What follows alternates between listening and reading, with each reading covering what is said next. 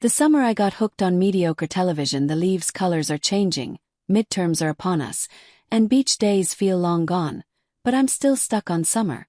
On September 17th, Prime Video released the concluding episode of its hit series The Summer I Turned Pretty, 2022 to 2025, adapted from author Jenny Han's young adult romance series of the same name. These past few months, it felt impossible to go online without seeing content inspired by the show. Opening any social media app meant being bombarded with episode reactions, scene reenactments, edits, memes, and brand marketing related to the show. Even Georgetown jumped in on the trend with a montage of clips captioned, "The Fall I Fell for DC." Although the reactions were entertaining, the season itself lacked what made the show special. The writers seemed to draw from social media algorithms, straying from the original storyline to appease viewers. The third season wandered off from the nostalgic youthfulness of previous episodes as show writers lost the plot, taking 11 painfully long episodes to get back on track. The show's third and final season follows Belly Conklin, Lola Tongue, as she returns to Cousins Beach to marry Jeremiah Fisher, Gavin Casalegno. However, after reuniting with her first love, Jeremiah's brother Conrad, Christopher Briney, she can't help but wonder if she made the right choice. The season contained two similarly questionable storylines. After it is revealed that Jeremiah cheated on Belly while on spring break, he tries to repair their relationship with an all-too-early wedding proposal. To make matters worse, Jeremiah excuses his cheating with a very unfortunate, "we were on a break" moment a la Ross from Friends. On a separate note, Belly's brother Stephen, Sean Kaufman, and best friend Taylor, Rain Spencer, are having an affair and subsequently struggling to put a label on their extremely toxic relationship. Notice any common thread there? Yeah, me too. These cheating storylines simply don't align with the show's past plot points. If you have seen the previous seasons, you would know that all the characters hate the Fisher father, Adam, Tom Everett Scott, who has an affair after his wife, Susanna, Rachel Blanchard, develops breast cancer. Han clearly wants the viewer to villainize this behavior from Adam, but since Jeremiah is hot and Stephen and Taylor are soulmates, suddenly their cheating is justified. Speaking of Susanna, this season barely acknowledges her existence, which feels unexpected compared to previous seasons. Susanna and her relationship with the Conklins' mother, Laurel Park, Jackie Chung, is the driving force of the whole show. Everyone loved Susanna. Everyone went to the summer house at Cousins to see Susanna.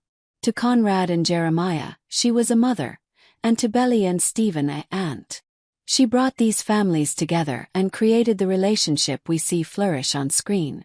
Susanna passed away between season 1 and season 2, and her death is a huge motivation for many of the subsequent character developments. Yet, in this season, Conrad initially refuses to attend Susanna's memorial because it means facing his brother and his first love.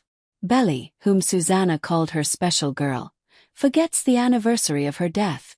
Han attempts to use this moment to demonstrate how Belly has used her time in Paris to avoid her real life. However, I was too focused on her terrible mistake to absorb the message. To make matters worse, when Conrad reveals his feelings for Belly in the finale, she responds by essentially asking, "What if you only like me because your mom did?" as if to blame the whole love triangle on Susanna. In the end, the only character left in the series that anyone can reasonably defend is Susanna. In addition to this terrible neglect of Susanna's passing, the plot was no better. The season has so many random, unnecessary storylines. From a 2-episode arc about Taylor's mom's, Kristen Connolly, failing hair salon to a 61-minute episode, Last Call, about Belly losing her bag in Paris, it often seemed like the show writers added in scenes just because they could. The abrupt time jumps, along with Belly and Conrad deciding that they love each other again in one day, also made the pacing feel all over the place. Han did not keep the promise she made in 2024 of no filler episodes in Season 3, and other editing choices made confusing plot lines even more out of place.